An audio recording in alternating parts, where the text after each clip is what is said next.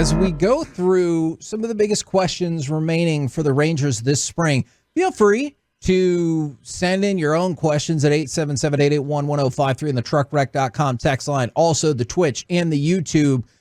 We talked about this in the Cross and in Baseball Nuggets a little bit. Are you pumped to see Brock Porter in the spring breakout? I know that's not really going to impact the opening day roster, but I'm going to throw it out there anyway. Heck yeah, I am. I'm going to be here at, I know I say 3 o'clock. It's going to be 5 o'clock local time, but I'm going to be here at 3 o'clock to watch this game. I'm excited to see what happens. The thing is it's one game. And when guys get called up to the big leagues, it's not based off of one game. If I'm just going to throw out, for example, Brock Porter goes out there and he gives up 2 runs in 2 innings. I'm not going to be like, oh, man, Brock Porter, is not that great. Right. I'm not going to do that. I'll look at his stuff. I will look at – I remember watching Chichi Gonzalez, right? Chichi, that was his last name, right? And I remember watching him with Kavanaugh, and I went downstairs and I charted him, and I was writing down notes. And I remember looking at Jeff and going, I don't see the number one pitching prospect guy that he's been built up to be in the Rangers organization. He had a changeup. Yeah, and watching him, and I thought he does have a good mantra on the mound. Like he'd walk guys, and it didn't seem to bug him. Like as in he didn't fret. I remember having a ball that wasn't hit very hard off of him for a hit, and he just got the ball. And I was like, I do like that. I like that he's pitching in, and he's not just staying away to these guys. He's trying to also hit the inside corner. But I was like, I don't see the stuff that you need to see from a guy that you think is going to be a really nice big league starter in a rotation. So I will look for that from Brock Porter to say, oh, I saw the stuff. It doesn't mean he's going to be successful. It doesn't mean he's not going to be successful. But I will want to watch the stuff. But you have to watch out. If Sebastian Walcott hits 2 home runs, it doesn't mean he's ready for the big leagues. And if he strikes out 2 times, it doesn't mean we should trade him as fast as possible. Kevin, the story that Kennedy Landry posted on Rangers' website about Brock Porter, specifically about his stuff that Mike's discussing here. Here's Mike, what the stuff they want to see from him: consistency. His velo is up, which they're excited about. His changeup, they say, is his best pitch. And Mike, you know, having a best pitch as a changeup, how important your fastball's got to be. But they're saying that all the things are there. It's just, can he find the strike zone consistently? And that's one of the things that Mike, on the development side of it, that they're asking of him is, okay, now just rein it in. You got all these really good qualities. Can you rein it in and be a really good pitcher now? So that's what they're really looking from Brock Porter. Well, that's why out of high school they gave him $4 million in the 4th round. Yep. Is they see all the stuff there. I was looking at the Cincinnati Reds today or last night, just going, I have no clue who's going to be on this trip, but calling the game on television, I want an idea on who kind of they're relying on. And I was looking at Hunter Green. I don't know if people know who Hunter Green is, but he was probably in high school compared a few years ago to Shohei Ohtani. Okay. Because they were he threw the ball so fast. And he could play baseball. He was a shortstop too. And they're like, is he a shortstop or is he a pitcher? It was like that. He was that good at baseball at 17 and 18 years old. He's in the major leagues. He throws the ball consistently 98 to 102 miles an hour. But he's struggled in the major leagues so far. His stuff and his ability is Shohei Ohtani like 5-6 years ago when he was drafted and in high school. But has it correlated to being a great big league pitcher? He's only 24 years old. The tough thing about pitching, and I try to tell this to kids when we start playing catch and I'm doing a lesson. Do you know that every time you throw that baseball, do you know how important it is? I can't throw the ball 500 times today. Yeah. I can hit it 500 times today. I can field it 500 times today. I can go shoot a basketball 2,000 times today. I can go throw a football, I don't know, I'm just going to guess 400 times today if I needed to. I'm just not going to air it out as far and as hard as I can. But I can work on little routes to, the tight end and to the running back and throw it a zillion times. I'm not going to get Tommy John surgery from that, or blow out. So I look at pitching and I go, this is the toughest thing to become great at, because it's the only, help me out here, it's really the only thing that I can't practice very much. Like, literally, I cannot practice pitching that much. There's a limited amount of pitching I can practice because the arm can only do so much per day. I agree with you. The only thing that immediately jumped to mind is sometimes I would wonder about, like, and this is a specific facet of playing part of the position, is tackling. Like, yeah. I don't know if how much. Or a sprinter. Yeah. Or, you can't tell Usain Bolt, hey, let's go work on the 100, 600 times today. No, you make a good point. My next question, is Cody Bradford locked in as starter number 5, assuming no injuries, and is Adrian Sampson the next man up? Because we've talked about Jack Leiter staying around in camp, and I appreciate that. I think it's more likely because he'll be pitcher number, 7, 8, 9, whatever the case might be. He's going to pitch today, too. Yes. Prospect game, so I'll get to see him pitch here. I felt like seeing Leiter's approach the other day gave him a little more life. I don't know if y'all had discussed that Monday or Tuesday that much, but I felt like it gave him a little more life. And I also wondered how much that was involved in the potential Dylan Cease conversation too. If that helped out, I don't know. My guess would be no, but I'm intrigued. But I do wonder how, like Mike said, if he strikes out all of his hitters, does that change anything, or is it whenever he pitches against pro hitters, that's the real difference? I don't know. I'm going to go with cut number 7 right here. This person is definitely on the team now, right?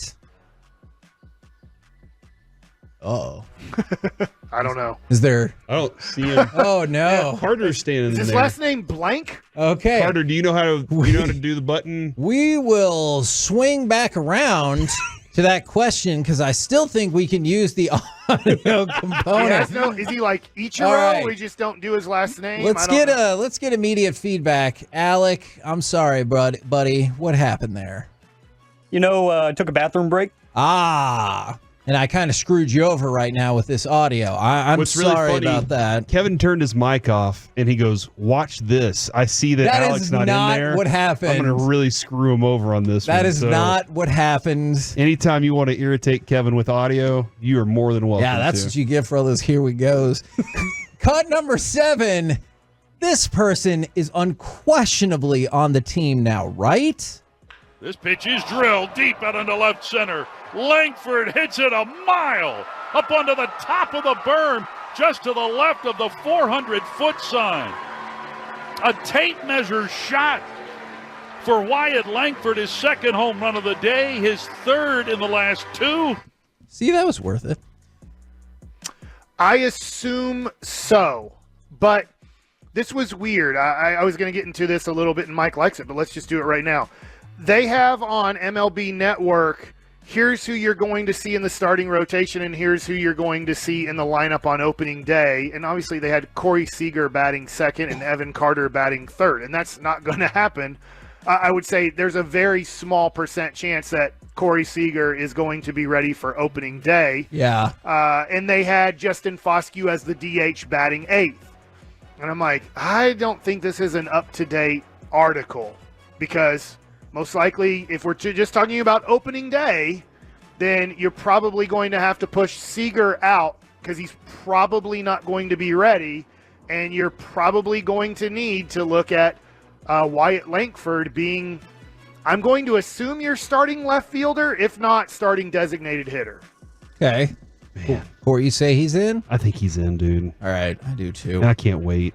Now, let's go You worse. also get that possible first-round pick, or right after the first round is over, because if Wyatt Langford does start off in the minor leagues and is there for over 2 weeks, and only there for over 2 weeks, you get no draft pick compensation if he wins Rookie of the Year. This question comes in from the fan text from the 903. Why is Grant Anderson not getting more talk about being on the opening day roster? Excellent spring, obviously fatigued at the end of the year. In 5 innings, he's given up 0 runs and struck out 6 in the spring. Which is positive, but I think the Rangers know a lot about him, and they kind of have a good idea of what he is against major league hitters, considering he was used a lot last year. And one of the ideas I was going to throw out is I just think the bullpen competition has actually gone better than the Rangers anticipated. You know what I'm saying? Yeah. I think that's one of the reasons. I'm with you. I think that I'm going to lean towards he's not on the team on opening day, but I'll say this again. The Rangers won the World Series last year and used 28 different pitchers during the season. They used 31. Right. 3 of them were position players.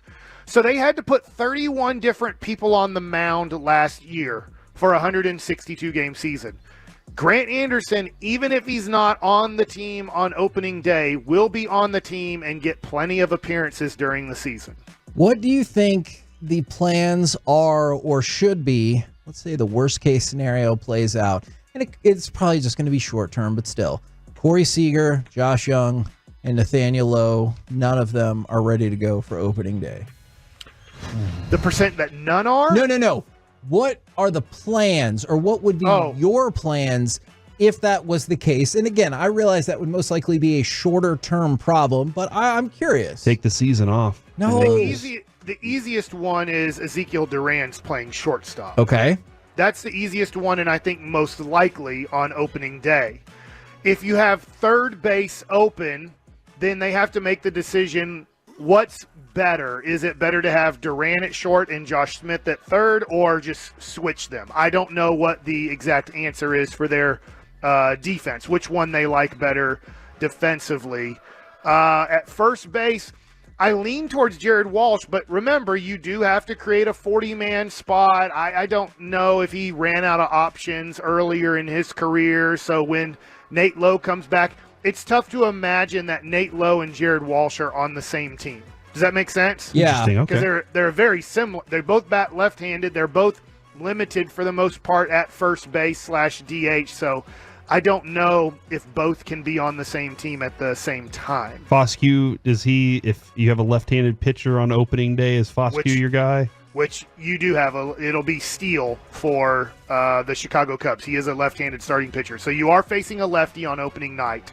So yes, so that puts Justin Foscue into play as your first baseman, or I guess first baseman, because if I'm saying Wyatt Langford's on the team, I'm assuming Carter, Leote, and Adolis Garcia are also on the opening day team and also in your 9-man lineup. So maybe one of those guys is your DH on opening night. And that would put Foscue at first base. Wenzel, any consideration for the left side?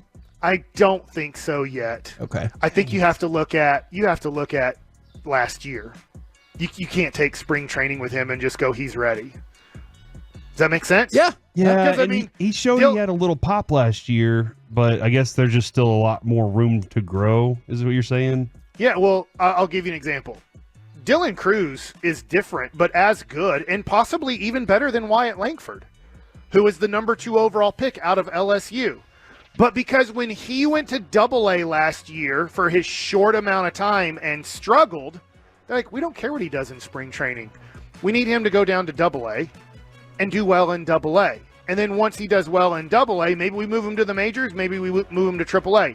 I think for our third baseman, Davis Wenzel, I think that you look at him and you go, let's make sure. This is great. He's getting spring training reps. He's on the big league team. He's getting used to being with these guys. But he needs to go down to AAA for, I would say, at least a month and show that he can be a very good player in AAA. Okay, my only thought here is, and I just want to go to his numbers last year, Kevin. He had 30 home runs last year, 74 RBI, and he batted .236 with a .838 OPS in AAA Round Rock. Is that good enough for 124 or 547 plate appearances? Maybe, like Mike said, maybe another month. 30 home runs isn't enough to kind of loft you in there. Okay, so another month to show that he can be consistent there. I agree with that. Okay.